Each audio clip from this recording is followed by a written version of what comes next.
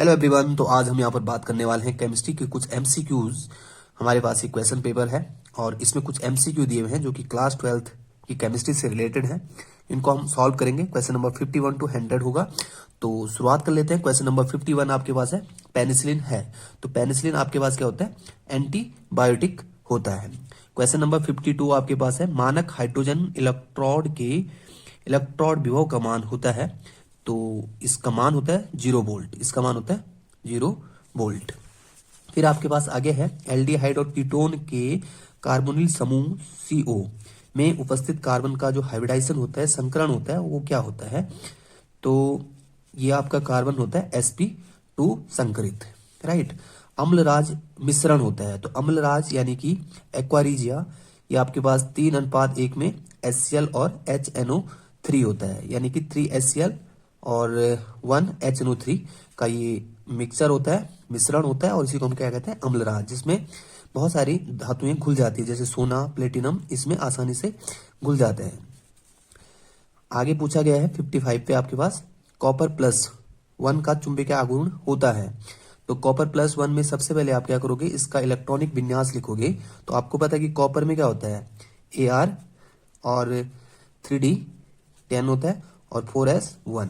अब यहाँ पर +1 है तो यहाँ से एक इलेक्ट्रॉन जब आप निकालोगे तो यहाँ पर आपके पास बचेगा D10, यानी कि सभी युग्मित इलेक्ट्रॉन होंगे और अयुग्मित इलेक्ट्रॉनों की संख्या 0 हो जाती है। और जब हम चुंबकीय आघूर्ण का मान निकालते हैं तो आपके पास फॉर्मूला होता है √n × n+2 Bm, क्योंकि यहाँ पर n = 0 है तो चुंबकीय आघूर्ण का मान भी क्या होगा? 0 होगा, यानी कि ऑप्शन बी आपका सही आंसर होगा। क्वेश्चन नंबर 56 है आपके पास कि इनमें से कौन सा एल्डोल संघनन देता है? तो एल्डोल संघनन के लिए आपके पास क्या होना चाहिए? जो भी कंपाउंड उसके पास अल्फा हाइड्रोजन होना चाहिए। अब जो फिनॉल आपके पास है ये तो एल्डोल कंडेंसेशन नहीं देगा, यानी कि एल्डोल संघनन नहीं देगा, ठीक है। अब हम अगर बी वाला ऑप्शन चेक करें तो C6H5, यानी कि आप इसे ऐसा बना सकते हो CO, और इधर भी आपका बेंजीन रिंग होगा। अब इसके बाद वाला जो कार्बन है, यहाँ पर कोई भी हाइड्रोजन नहीं है और यहाँ पर भी कोई भी हाइड्रोजन नहीं है, तो ये भी एल्डोल कंडेंसेशन नहीं देगा। ए और बी आपके आंसर नहीं होंगे। फिर हम आगे बढ़ते हैं, ऑप्शन सी चेक करेंगे तो ये आपका होगा CH3 CH2 CO CH3, ठीक है। इसके बाद यानी कि CO ग्रुप के बाद वाला जो कार्बन होता है उसे हम बोलते हैं अल्फा। ये वाला भी अल्फा, यहाँ पर भी अल्फा हाइड्रोजन है और यहाँ पर भी अल्फा हाइड्रोजन है, तो इसका मतलब ये आपका एल्डोल कंडेंसेशन रिएक्शन देगा। एल्डोल कंडेंसेशन यानी कि एल्डोल संघनन देगा, ठीक है। लास्ट वाला भी देख लेते हैं, HCOH, क्योंकि इस कार्बन के बाद कोई दूसरा कार्बन नहीं है तो यहाँ पे कोई भी अल्फा कार्बन नहीं है, तो इसका मतलब इस पे अल्फा हाइड्रोजन भी नहीं होगा। तो राइट आंसर आपका होगा सी वाला। अगला क्वेश्चन हमारे पास है 57। यहाँ पर आपके पास है CH3X प्लस ये आपके पास है C6H5, टोटल आपके पास ये हो गया C6H5। निर्जल AlCl3 की उपस्थिति में हमने क्रिया कराई, आपके पास यहाँ पर बना C6H5CH3 यानी कि टॉल्यून प्लस HX। तो इस अभिक्रिया का नाम क्या है? तो इस तरह की जो अभिक्रिया होती है इसे हम बोलते हैं फ्रीडल क्राफ्ट अभिक्रिया। क्वेश्चन नंबर 58 की तरफ बढ़ते हैं। ये कंपाउंड दिया है और इस यौगिक का नाम हमने बताना है। तो TNT दिया हुआ है यानी कि ट्राइनाइट्रोटॉल्यून, टॉल्यून भी नहीं है ये। BHC दिया हुआ है, बेंजीन हेक्साक्लोराइड भी नहीं है। DDT भी नहीं है, डाइक्लोरो डाइफिनाइल ट्राइक्लोरो इथेन भी नहीं है।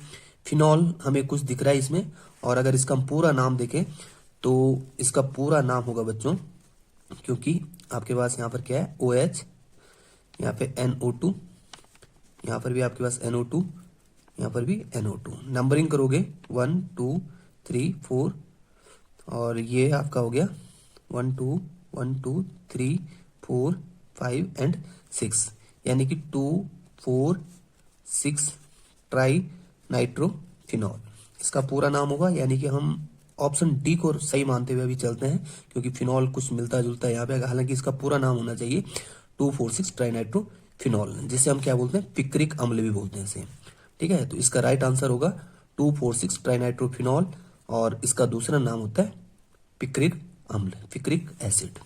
आगे बढ़ते हैं, क्वेश्चन नंबर 59 में आपसे बोला गया है एस्कॉर्बिक अम्ल है। तो एस्कॉर्बिक अम्ल, सीधी बात अगर हम करें तो विटामिन सी का ये रासायनिक नाम है।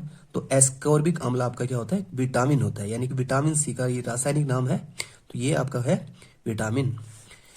आगे हम बढ़ते हैं क्वेश्चन नंबर 60 की तरफ। यहाँ पर आपको बोला गया है आर्नियस समीकरण है। तो आर्नियस समीकरण जो होती है आपके पास, जो सक्रियण ऊर्जा और रेट कांस्टेंट के बीच में संबंध स्थापित करती है, ये आपका होगा K इक्वल टू ए की power minus E A divided by R T. ये रेट कांस्टेंट है, ये प्री एक्सपोनेंशियल फैक्टर हुआ ए, और ये ई ए आपके पास होता है एक्टिवेशन एनर्जी यानी कि सक्रियण ऊर्जा, आर आपको पता ही है गैस कांस्टेंट होता है, और टी आपका टेम्परेचर। तो इसका आंसर होगा सही सी, 60 का सी।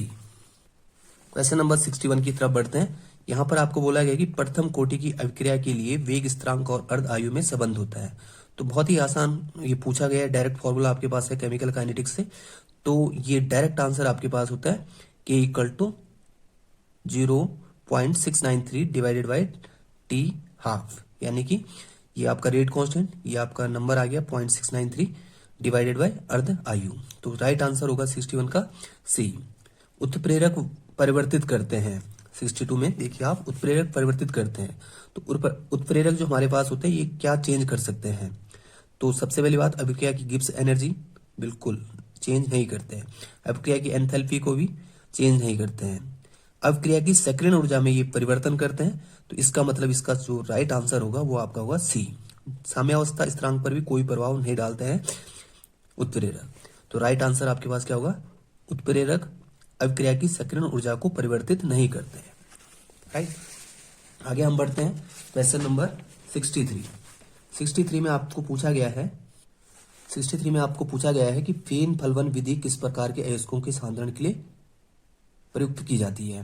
तो ये जो फेन पलवन विधि है यानी कि फ्लोटेशन मेथड, ये आपके पास मेनली होता है सल्फाइड अयस्कों के लिए, ठीक है, उनके सांद्रण के लिए इसका प्रयोग किया जाता है फेन पलवन। क्वेश्चन नंबर 64 हमारे पास है टिंडल प्रभाव प्रदर्शित करते हैं, इनमें से कौन सा टिंडल प्रभाव प्रदर्शित करता है। तो इसका आंसर जानने से पहले मैं आपको बता दूं कि टिंडल प्रभाव का मतलब होता है कि स्कैटरिंग ऑफ लाइट, यानी कि प्रकाश का परिकिरणन। जब कणों द्वारा प्रकाश का परिकिरणन होता है या स्कैटरिंग होता है तो उसी को हम क्या बोलते हैं, टिंडल प्रभाव बोलते हैं। और कोलाइडी कणों का आकार काफी बड़ा होता है, इसलिए क्या करते हैं, प्रकाश को परिकिरणित करते हैं यानी कि स्कैटरिंग करते हैं उनका। तो इसका सही आंसर होगा टिंडल प्रभाव प्रदर्शित करते हैं कोलाइडी विलियन। राइट, क्वेश्चन नंबर 65 की बात करते हैं। यहां पर आपके पास दिया हुआ है C6H5CH3 CrO2 Cl2 in presence of carbon disulphide, और यहाँ पे कोई X प्रोडक्ट बन रहा है तो X होगा। तो यहाँ पर टोल्यून दिया हुआ है और क्रोमियल क्लोराइड दिया हुआ है और कार्बन डाइसल्फाइड की उपस्थिति में रिएक्शन होती है। तो ये सीधी सी रिएक्शन आपके पास होती है जिसे हम बोलते हैं इटार्ड रिएक्शन। इटार्ड रिएक्शन में क्या होता है, टोल्यून को क्रोमियल क्लोराइड के साथ CH2 की उपस्थिति में क्रिया कराते हैं तो हमारे पास एल्डिहाइड वाला समूह जुड़ जाता है, यानी कि इसका सही आंसर होगा बी। यहां पर बनेगा बेंजल्डिहाइड C6H5CHO। क्वेश्चन नंबर 66 की बात कर लेते हैं। N2 + 3H2 gives 2NH3 अभिक्रिया में उत्प्रेरक तथा उत्प्रेरक वर्धक है। तो इस रिएक्शन में उत्प्रेरक कौन है और उत्प्रेरक वर्धक कौन होते हैं। तो आपको पता होना चाहिए उत्प्रेरक क्या करते हैं, अभिक्रिया की रेट को बढ़ाता है, अभिक्रिया की गति को बढ़ाता है या अभिक्रिया का जो वेग होता है उसको बढ़ा देते हैं। और उत्प्रेरक वर्धक होता है कि जो उत्प्रेरक की क्रियाशीलता है उसको और ज्यादा बढ़ा देता है, तो उसे हम बोलते हैं उत्प्रेरक वर्धक। कुल मिला के उत्प्रेरक वर्धक उत्प्रेरक के लिए उत्प्रेरक का काम करते हैं। कृपया ध्यान दें, उत्प्रेरक वर्धक उत्प्रेरक के लिए उत्प्रेरक का काम करते हैं। राइट, तो इसका सही आंसर है FeMO। Fe यहाँ पर उत्प्रेरक का काम करता है और MO यानी कि मॉलिब्डेनम यहाँ पर उत्प्रेरक वर्धक का काम करता है। 66 का आंसर हो गया ए। आगे बढ़ते हैं 67 की तरफ। 67 में आपको पूछा गया है K4FeCN6 में Fe की ऑक्सीकरण संख्या कितनी है। आपके पास क्वेश्चन है K4FeCN6 में Fe की ऑक्सीकरण संख्या हमें निकालनी है। ठीक है, तो ये आपके पास क्या है, ये आपका काउंटर आयन हुआ। पोटेशियम पे कितना चार्ज होता है, +1, क्योंकि 4 पोटेशियम है तो +4 हो गया। Fe यानी कि इसका ऑक्सीकरण निकालना है हमें एक्स लिख दोगे। Cn पे एक नेगेटिव चार्ज होता है और टोटल Cn आपके पास यहाँ पे है 6, तो -6 ओवरऑल, क्योंकि ये आपका भी यौगिक के रूप में है तो यहाँ पर आएगा 0। आप इसे सॉल्व करोगे तो x इक्वल टू +2, यानी कि K4FeCN6 में Fe का ऑक्सीकरण संख्या है +2। यहाँ पर क्वेश्चन ये भी पूछा जा सकता था कि Fe का उप सहसंयोजन संख्या कितना है, क्योंकि यहाँ पर Cn जुड़ा हुआ है, एक Cn एक बॉन्ड बनाता है तो 6 Cn 6 बॉन्ड बनाएंगे, तो यहाँ पर Fe का उप सहसंयोजन संख्या होगा 6, जबकि Fe का ऑक्सीकरण संख्या है +2, तो सही आंसर इसका क्या होगा +2। क्वेश्चन नंबर 68, यहाँ पर आपको बोला गया है चूहों के विष में प्रयोग करते हैं। अब चूहों को मारने के लिए जो फॉस्फोरस प्रयोग किया जाता है वो मुख्यतः होता है, इनमें से कौन सा होगा, तो मुख्यतः सफेद फॉस्फोरस होता है जो कि काफी विषैला होता है। सफेद फॉस्फोरस को हम बहुत बार येलो फॉस्फोरस या पीला फॉस्फोरस भी कहते हैं, ये काफी विषैला होता है। लाल फॉस्फोरस कम विषैला होता है, ठीक है। तो सफेद फॉस्फोरस का प्रयोग चूहों के विष के रूप में प्रयुक्त किया जाता है, यानी कि चूहों को मारने में प्रयोग लाया जाता है। लाल फॉस्फोरस का प्रयोग किया जाता है माचिस की तीलियों को बनाने में, ठीक है। आगे हम बढ़ते हैं, चिली सॉल्टपेटर क्या किसका एस्क है, चिली सॉल्टपेटर किसका एस्क है। तो जो चिली सॉल्टपेटर हमारे पास होता है ये होता है सोडियम का एस्क, क्योंकि इसका फॉर्मूला अगर हम देखें तो ये होता है, इसका फॉर्मूला NaNO3, चिली सॉल्टपेटर। आगे हम बढ़ते हैं क्वेश्चन नंबर 70 की तरफ। यहाँ पर आपसे पूछा गया है सफेद फॉस्फोरस में P सिंगल बॉन्ड P में बंध कोण होता है। तो अगर हम बात करें सफेद फॉस्फोरस जो आपके पास होता है ये काफी क्रियाशील होता है और आग में, ये वायु में डालने पर आग पकड़ लेता है, ठीक है। तो इस तरह का कुछ इसका स्ट्रक्चर होता है सफेद फॉस्फोरस का।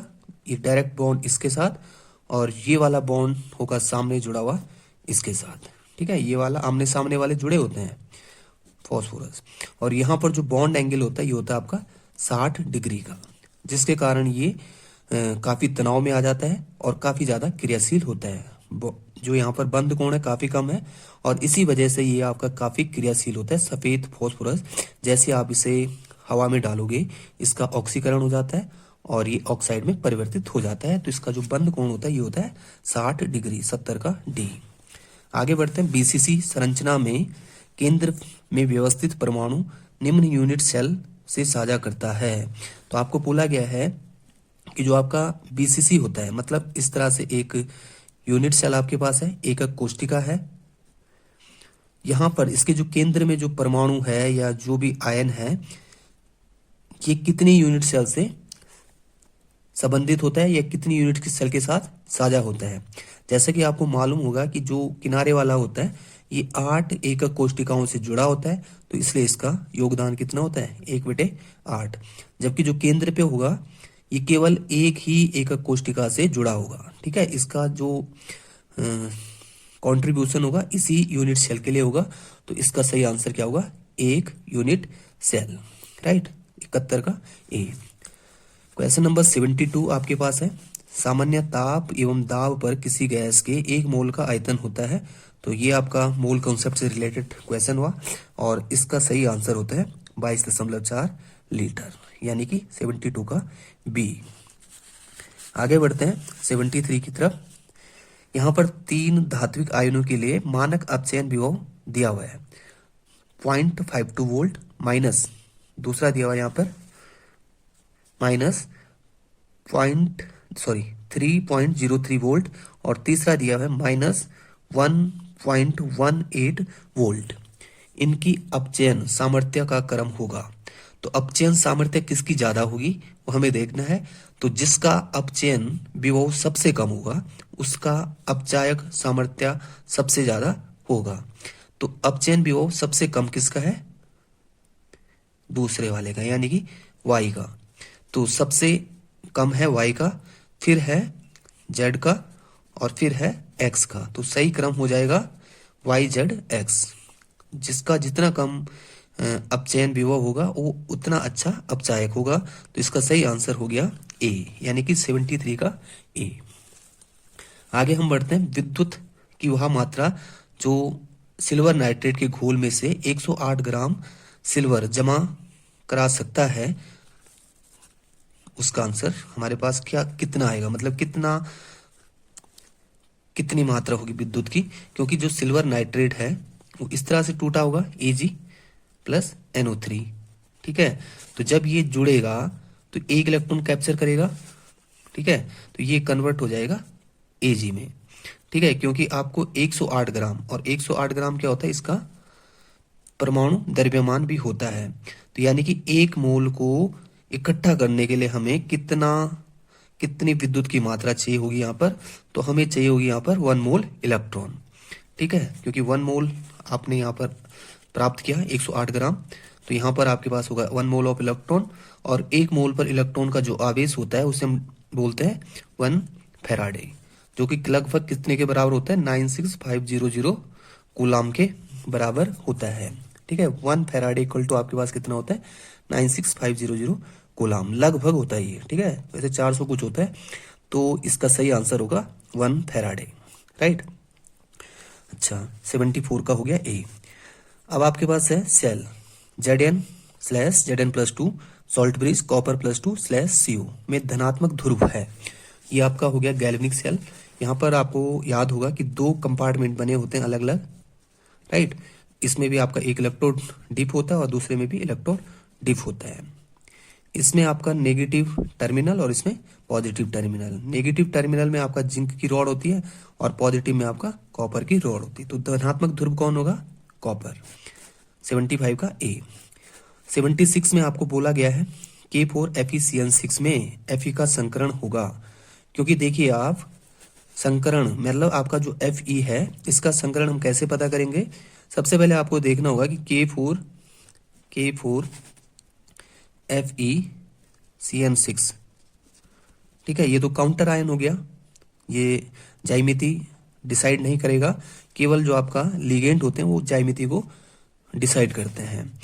अब यहां से हटा दोगे, ये K4 हटा दोगे तो आपके पास Cn बच रहा है यहाँ पे, यानी कि 6 बॉन्ड ये बना रहा है। ठीक है, क्योंकि Cn कैसा होता है, एक दंतुर लिगेंड होता है, यानी कि मोनोडेंटेंट होता है।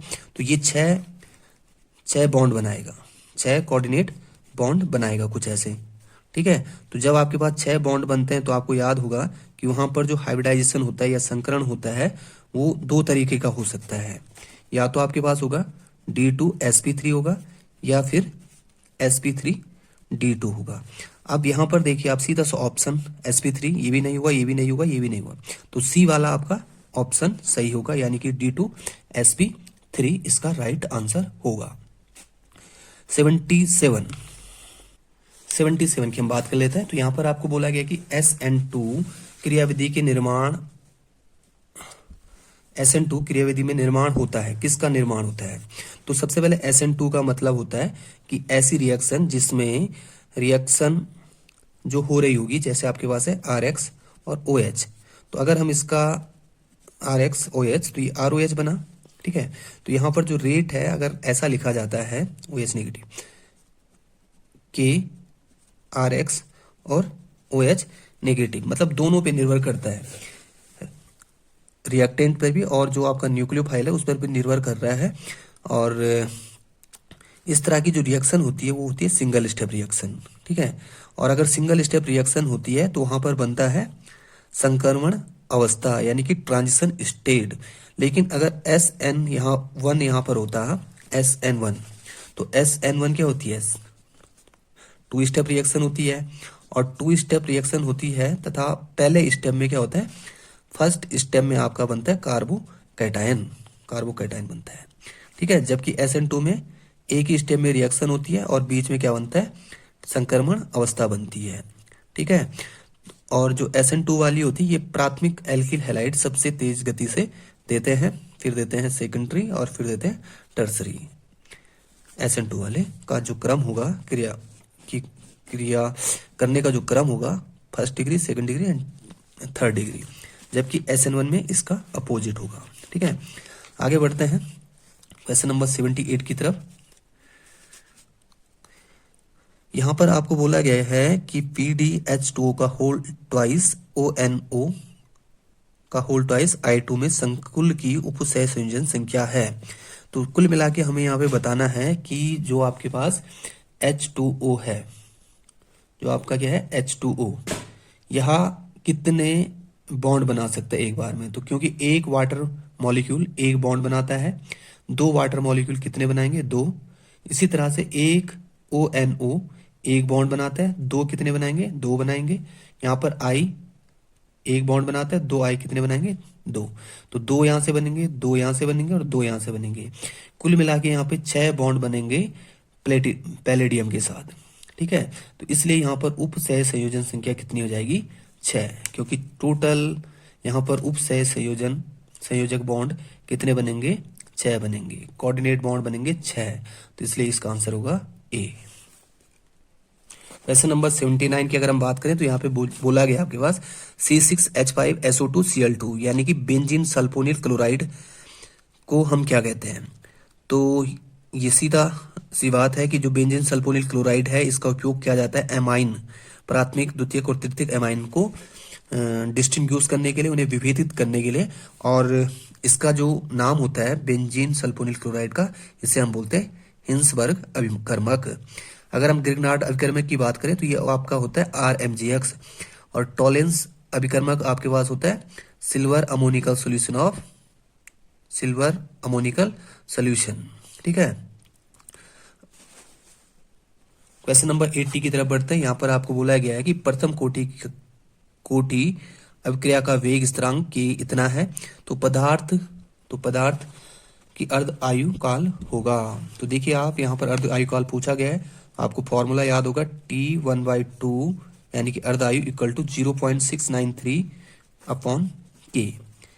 यहाँ पे आपको दिया हुआ है 0693 पॉइंट है, K का मान दिया हुआ है 2.3 इंटू 10⁻³ आप इसे डिवाइड करोगे तो आपके पास ये लगभग आएगा 301.3 सेकेंड। ठीक है, तो इसका सही आंसर होगा C। 80 का हो गया C। आगे बढ़ते हैं 81 में आपके पास है निम्नलिखित में से 81 का गया 81 ये है आपके पास। ठीक है, निम्न में से कौन सा फेलिंग विलयन को अपचेत करता है।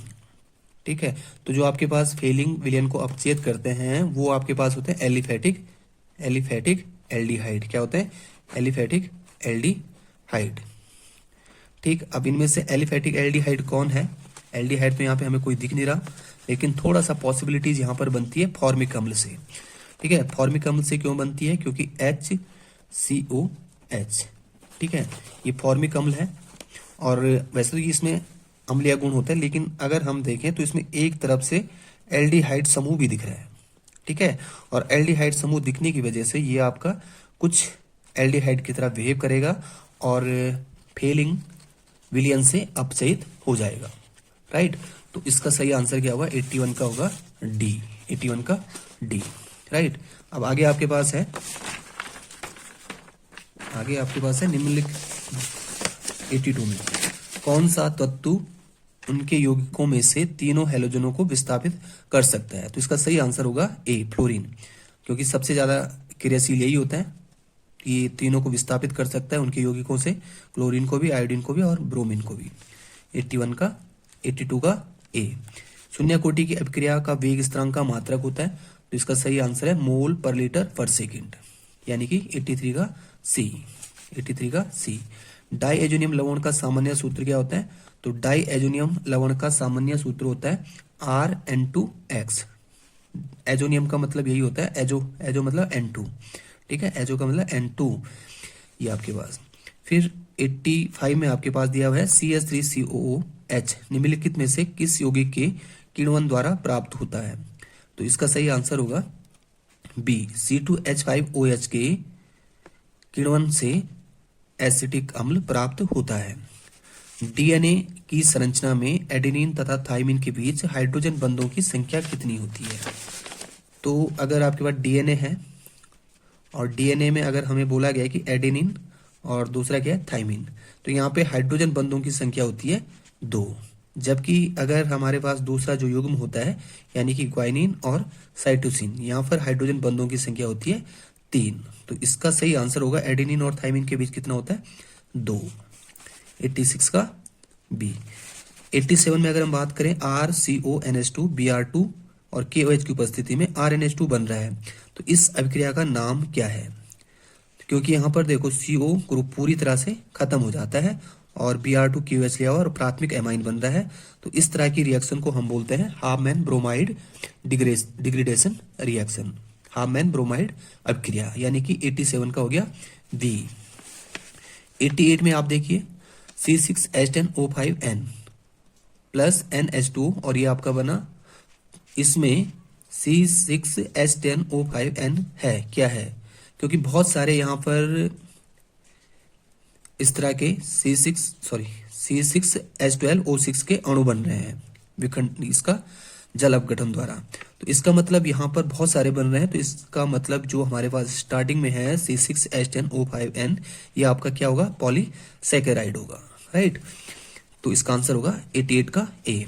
89 की बात करते हैं। यहाँ पर आपको बोला गया है कि इस अभिक्रिया की कोटि क्या होगी, तो अभिक्रिया की कोटि हम सीधा कैसे निकालते हैं, क्योंकि वेग दिया हुआ है K A⁴ और B की पावर है -1, तो यहाँ पर जो अभिक्रिया का वेग दिया हुआ है यानी कि रेट लॉ एक्सप्रेशन दिया हुआ है, यहाँ पर जो पावर है इनको हम क्या कर लेते हैं? ऐड कर लेते हैं। 3/2 -1, इसको आप सॉल्व करोगे तो आपके पास आएगा 3/2 -2 यानी कि 1/2, तो इसका सही आंसर होगा 89 का सी। क्वेश्चन नंबर 90 हमारे पास है यहाँ पे कि सिक्का धातु कहते हैं, निम्न में से किस समूह को सिक्का धातु कहते हैं? तो सिक्का धातु यानी कि कोइन मेटल, तो यहाँ पर जिनका सिक्कों के निर्माण में प्रयोग किया जाता है जैसे कॉपर, सिल्वर और गोल्ड, कॉपर, सिल्वर और गोल्ड, ठीक है, CuAgAu, ये जो समूह है ये आपका कहलाता है सिक्का धातु। 90 का हो गया ए। 91 में हम बढ़े तो यहाँ पे आपको बोला गया कि विटामिन जल में घुलनशील नहीं है। कौन सा विटामिन जल में घुलनशील नहीं है? तो आपको ध्यान होगा कि विटामिन बी और सी क्या होते हैं? जल में ये घुलनशील होते हैं, ये क्या होते हैं? घुलनशील, ठीक है। जबकि जो आपके पास ADKE ये जल में अघुलनशील होते हैं, अघुलनशील होते हैं, ठीक है। तो यहाँ पर आपको दिख रहा है विटामिन डी, बाकी तो बी है, बी के ही ये रूप हैं विटामिन B1, विटामिन B2, तो ये तो आपके पास जल में घुलनशील होता है, तो इसका सही आंसर अभी होगा विटामिन डी जल में अघुलनशील होता है, तो right answer is the D. 92 यहाँ पर आपको बोला गया कि वैद्युत अपघटनी सेल के संबंध में असत्य है, कौन सा सही नहीं है, ठीक है। तो जो आपका इलेक्ट्रोलाइटिक सेल होता है उसके लिए कौन सा सही नहीं है? तो पहला जो आपके पास बोला गया है यहाँ पे 91 का ए, वैद्युत अपघटनी सेल में दोनों इलेक्ट्रोड एक ही बीकर में रखे जाते हैं, बिल्कुल रखे जाते हैं, दोनों इलेक्ट्रोड एक ही बीकर में रखे जाते हैं, ठीक है, ऐसे। जबकि जो आपका दूसरा सेल होता है वैद्युत रसायन सेल, उसमें अलग अलग में रखे जाते हैं। एनोड धनात्मक होता है, कैथोड ऋणात्मक होता है। जैसे कि आपको पता होगा कि जब हमारे पास गैल्वेनिक सेल होता है, वैद्युत रसायन सेल, तो वहां पर जो आपका एनोड होता है, एनोड ये आपका होता है ऋणात्मक, और जो कैथोड होता है वो आपका होता है वहां पर धनात्मक, ठीक। जबकि इसका जो अपोजिट होता है यानी कि जो आपका वैद्युत अपघटनी सेल होता है उसमें एनोड क्या होता है? धनात्मक, और कैथोड क्या होता है? ऋणात्मक, ठीक है। तो यहाँ पर क्या बोला गया है? एनोड धनात्मक, कैथोड ऋणात्मक, बिल्कुल सही है, ये भी सही है, ये भी सही है। लवण सेतु का प्रयोग नहीं करते हैं, बिल्कुल नहीं करते हैं। लवण सेतु का प्रयोग आपका जो गैल्वेनिक सेल होता है वहां पर होता है, इसमें नहीं होता है, ये भी सही है। यहाँ रिडॉक्स अभिक्रिया स्वतः होती है, ये बिल्कुल गलत है। यहाँ पर ये वाला लास्ट ऑप्शन गलत है, यहाँ पर रिडॉक्स अभिक्रिया स्वतः नहीं होती है, ठीक है, जबकि गैल्वेनिक सेल में स्वतः होती है। तो 92 का डी आपका सही होगा। आगे हम बात करते हैं 93 में आपको बोला गया है कि जब मर्क्यूरी क्लोराइड अमोनिया गैस के साथ क्रिया करता है तो उजला अवक्षेप बनता है, उस उजले अवक्षेप का अणुसूत्र क्या है? तो इसमें सिंपल सी रिएक्शन एक होती है HgCl2 और इसको ऐड किया जा रहा है अमोनिया के साथ, ठीक है, एक्वस सोल्यूशन जो भी यहाँ पर होगा। तो यहाँ पर आपके पास इस तरह का कुछ कंपाउंड बनता है HgNH2 Cl plus NH4Cl, NH4Cl, और इसका नाम होता है मरकरी अमीनो क्लोराइड। ठीक है, मरकरी अमीनो क्लोराइड। तो इस तरह का फॉर्मूला बनता है जो क्या होता है, उजला अवक्षेप होता है। तो इस तरह से हमें कौन सा दिख रहा है, ऑप्शन डी। तो इसका सही आंसर होगा 93 का डी। 94 में आपको बोला गया है कि एक क्रिस्टल में कितने प्रकार के त्रिविमीय जालक होते हैं। तो यहाँ पर त्रिविमीय जालक कितने होते हैं, क्रिस्टल सिस्टम तो 7 होते हैं, लेकिन त्रिविमीय जालक होते हैं आपके पास 14, यानी कि इसे हम बोल सकते हैं स्पेस लैटिस या ब्रेविस लैटिस या स्पेस लैटिस होते हैं 14। ठीक है, त्रिविमीय जालक क्रिस्टल सिस्टम होते हैं 7। 95 पे बढ़ते हैं आगे। इनमें से ये जो आपके पास यहाँ पे तत्व दिए हुए हैं, गैल्वेनीकरण के लिए प्रयुक्त होता है। तो गैल्वेनीकरण में एक परत चढ़ा दी जाती है किसी धातु के बाहर से। तो यहाँ पर गैल्वेनीकरण यानी कि गैल्वेनाइजेशन में प्रयुक्त धातु कौन सी होती है, जिंक। ठीक है, तो 95 का सी। 96 गोताखोर किन गैसों के मिश्रण से सांस लेते हैं। ठीक है, तो 96 में अगर हम बात करें तो गोताखोर किन गैसों के मिश्रण से सांस लेते हैं, तो इसका आंसर होता है एकदम एक्यूरेट आंसर जो होगा ऑक्सीजन और हीलियम, क्योंकि नाइट्रोजन से क्या होता है, बैंड हो जाता है। ठीक है, कठिनाई होती है, और ऑक्सीजन और हीलियम का मिक्सचर अच्छा काम करता है। ठीक है, तो इसलिए आपका ऑक्सीजन और हीलियम का प्रयोग किया जाता है। गोताखोर जो अपने सिलेंडर में ले जाते हैं, जब वो गोता लगाते हैं समुद्र में, तो ऑक्सीजन और हीलियम का सिलेंडर लेके जाते हैं सांस लेने के लिए। ठीक है, तो 96 का हो गया बी। 97 का आपका बोला गया है XeF6 की संरचना होती है। तो XeF6 की संरचना अगर हम बनाएं, क्योंकि Xe के पास कितने इलेक्ट्रॉन होते हैं, 8। ठीक है, 8 इलेक्ट्रॉन होते हैं, 6 फ्लोरीन जुड़ेंगे तो 6 इलेक्ट्रॉन यहाँ से गायब हो जाएंगे। ठीक है, एक इधर से एक ये गया 3 4 5 6, एक इलेक्ट्रॉन बचेगा। वैसे तो यहाँ पे 6 बॉन्ड बन रहे हैं, तो ज्यामिति कैसी होनी चाहिए थी, अष्टफलकीय होनी चाहिए थी। ये फ्लोरीन जुड़ेगा, ये फ्लोरीन जुड़ेगा, फ्लोरीन फ्लोरीन फ्लोरीन फ्लोरीन। लेकिन यहाँ पर एक बहुत ही प्यारा सा लोन पेयर बच रहा है, और ये लोन पेयर क्या करता है, यहाँ पर प्रतिकर्षण करता है, जिसकी वजह से जो आपका ज्यामिति है ये अष्टफलकीय ना होकर थोड़ा सा अष्टफलकीय से, मतलब एकदम जो एक्यूरेट अष्टफलकीय है वैसा नहीं होता है, विचलित या विकृत अष्टफलकीय होता है। इसका डिजाइन थोड़ा सा बदल जाता है, बराबर दूरी पे नहीं होंगे, फिर विकृत हो जाएगा या विचलित अष्टफलकीय हम इसे कह सकते हैं। 97 का हो गया ए। लोन पेयर के कारण क्या हो जाता है, विचलित अष्टफलकीय। 98 आपसे पूछा गया यहाँ पे, ये जो अभिक्रिया है क्लोरोबेंजीन प्लस क्लोरोबेंजीन, और यहाँ पर सोडियम है, यहाँ पर आपके पास क्या है, सोडियम, और इधर है ईथर। इसकी उपस्थिति में ये आपका डाइफेनिल बन रहा है। क्या बन रहा है, डाइफेनिल प्लस 2NaCl। कौन सी अभिक्रिया है, तो ये आपके पास होती है फिटिंग अभिक्रिया, जब दो बेंजीन आपस में जुड़ जाती है क्लोरोबेंजीन की हेल्प से। क्लोरोबेंजीन हमने लिए 2, सोडियम लिया, ईथर लिया, ड्राई ईथर, तो ये आपका डाइफेनिल बनता है, और इसे हम बोलते हैं फिटिंग रिएक्शन, यानी कि ऑप्शन नंबर ए। 99 आपके पास यहाँ पर है, ये अभिक्रिया दी हुई है C6H5OH Cl3 3KOH X बना, और 3KCl प्लस H2। X क्या है, तो ये जो रिएक्शन आपके पास यहाँ पर दिख रही है हमें, ये रीमन टाइमन रिएक्शन का उदाहरण है। और रीमन टाइमन रिएक्शन में जब CHCl3 लेते हैं तो सैलिसल्डिहाइड बनता है, और जब कार्बन टेट्राक्लोराइड लेते हैं, यानी कि अगर यहाँ पे CCl4 होता तो सैलिसिलिक अम्ल बनता, लेकिन अभी क्या है CHCl3, तो क्या बनेगा, सैलिसल्डिहाइड। तो ये थे आपके पास केमिस्ट्री के क्वेश्चन। आई होप आपको समझ में आया होगा। Thank you.